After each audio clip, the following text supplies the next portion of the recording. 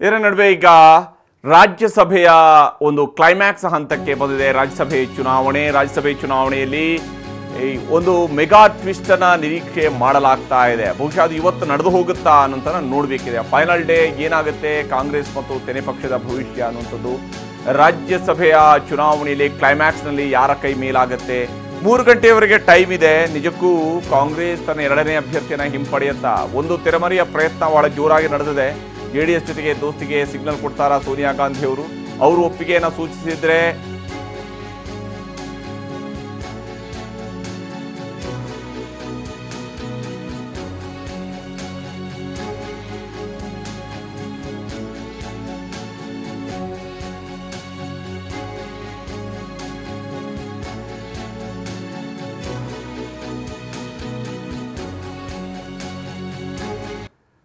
ರಾಜ್ಯಸಭೆ ಚುನಾವಣೆಯ ಕ್ಲೈಮ್ಯಾಕ್ಸ್ ಹಂತದಲ್ಲಿ ಬಹಳ ಮುಖ್ಯವಾಗಿ ಯಾವ ಸ್ವರೂಪದಲ್ಲಿ ಇವತ್ತು ಕಾಂಗ್ರೆಸ್ ತನ್ನ 2ನೇ ಅಭ್ಯರ್ಥಿಯನ್ನು ಹಿಂಪಡೆಯುತ್ತೆ ಅಂತ ಹೇಳುವಂಥದ್ದು ಬಹಳ ಮುಖ್ಯ ಆಗುತ್ತೆ. ಹಾಗಿದ್ರೆ ಮಾತ್ರ, ಯಾಕಂದ್ರೆ ಜೆಡಿಎಸ್ ಈ ಹಂತದಲ್ಲಿ ತನ್ನ ಅಭ್ಯರ್ಥಿಯನ್ನು ಹಿಂಪಡೆಯುವಂತಹ ದೊಡ್ಡ ಮನಸ್ಸನ್ನು ಮಾಡುವಂತಹ ಸಾಧ್ಯತೆಗಳು ಇಲ್ಲ. ಬದಲಿಗೆ ಜೆಡಿಎಸ್ ಅಂಥದ್ದೇನಾದ್ರೂ ಸಿಚುವೇಶನ್ ಕ್ರಿಯೇಟ್ ಆಯಿತು ಅಂತ ಹೇಳಿದ್ರೆ ಕಾಂಗ್ರೆಸ್ ವಿರುದ್ಧ ಆರೋಪವನ್ನ ಮಾಡ್ತಾ ನಮ್ಮ ಅಭ್ಯರ್ಥಿಯನ್ನು ಸೋಲಿಸಿದ್ರು ಅಂತ ಹೇಳ್ಕೊಂಡು ತಿರುಗಾಡುವಂತಹ ಕೆಲಸವನ್ನು ಮಾಡಬಹುದು. ರಾಜಕೀಯವಾಗಿ ಇದನ್ನು ಬಳಕೆ ಮಾಡ್ಕೊಳ್ಬಹುದು.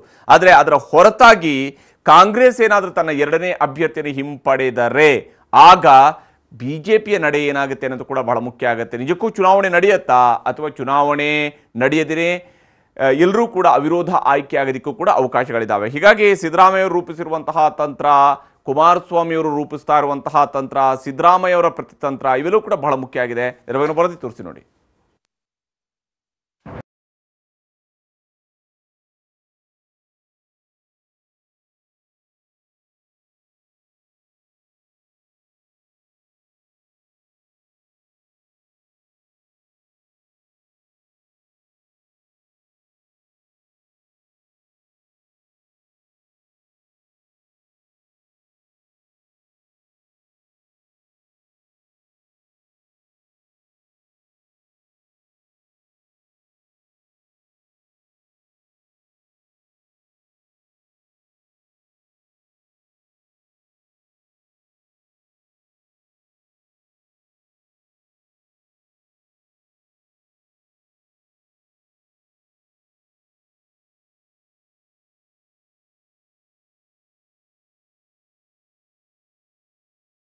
ವಾಪಸ್ ಪಡೆಯುತ್ತಾರೆ ಅನ್ನೋ ಕುತೂಹಲ ಅಂತಿಮ ಹಂತ ತಲುಪಿದೆ.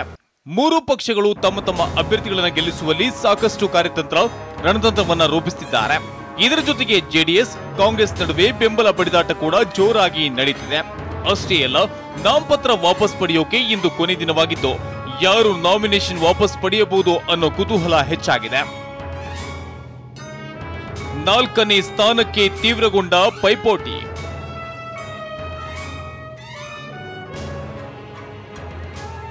ರಾಜ್ಯಸಭಾ ಚುನಾವಣೆ ಅಖಾಡ ಕ್ಷಣಕ್ಕೊಂದು ನಿಮಿಷಕ್ಕೊಂದು ಟ್ವಿಸ್ಟ್ ಪಡೆದುಕೊಳ್ತಿದೆ.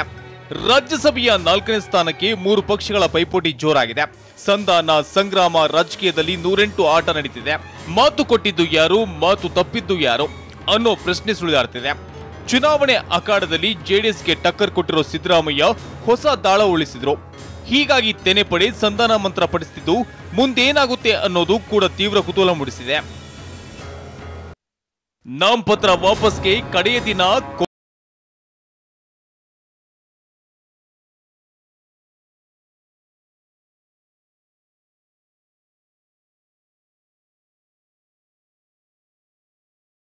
ವಾಪಸ್ ಪಡೆಯಲು ಇಂದೇ ಕೊನೆಯ ದಿನವಾಗಿದೆ.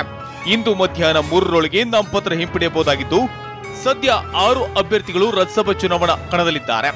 ಆದರೆ 4 ಅಭ್ಯರ್ಥಿಗಳು ಕಣದಲ್ಲಿದ್ದರೆ ಮಾತ್ರ ಅವಿರೋಧ ಆಯ್ಕೆಯಾಗಲಿದ್ದಾರೆ. ಅಕಸ್ಮಾತ್ ಇಲ್ಲದೆ ಹೋದರೆ ಚುನಾವಣೆ ನಡೆಯೋದು ನಿಶ್ಚಿತವಾಗಿದೆ. ಕಾಂಗ್ರೆಸ್ ದಾಳ ಜೆಡಿಎಸ್ಗೆ ದಳಮಳ.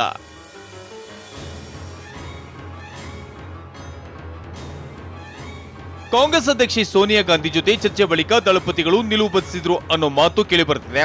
ರಾಜ್ಯಸಭೆ ಚುನಾವಣೆಯಲ್ಲಿ ಬೆಂಬಲಿಸಲು ಕಾಂಗ್ರೆಸ್ ಹಾಕಿದ್ದ ಕಂಡೀಷನ್ಸ್ ಬಿಟ್ಟು ಪಕ್ಷದ ಅಭ್ಯರ್ಥಿ ಕುಬೇಂದ್ರ ರೆಡ್ಡಿಯನ್ನ ಜೆಡಿಎಸ್ ನಾಯಕರು ಕಣಕ್ಕಿಳಿಸಿದ್ದಾರೆ. ಈ ಕಾರಣಕ್ಕೆ ಕಾಂಗ್ರೆಸ್ನಿಂದ ಪ್ಲಾನ್ ಚೇಂಜ್ ಆಗಿತ್ತು.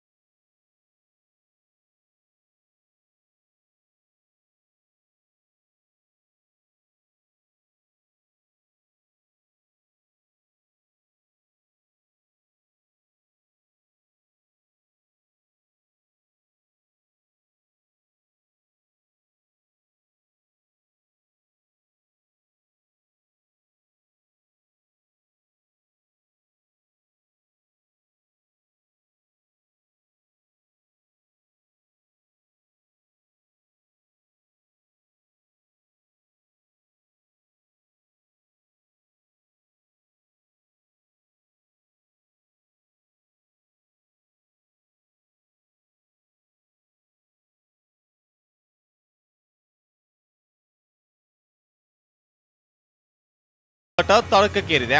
ಇಂದು ನಾಮಪತ್ರ ವಾಪಸ್ ಪಡೆಯೋಕೆ ಕೆಲ ಗಂಟೆಗಳಷ್ಟೇ ಬಾಕಿ ಇದೆ. ಅಷ್ಟರಲ್ಲಿ ಏನ್ ಬೆಳವಣಿಗೆ ನಡೆಯುತ್ತಿದೆ, ಯಾರ ಕೈ ಮೇಲಾಗುತ್ತೆ? ದೋಸ್ತಿ ಸೂತ್ರಕ್ಕೆ ಕಾಂಗ್ರೆಸ್ ಹೈಕಮಾಂಡ್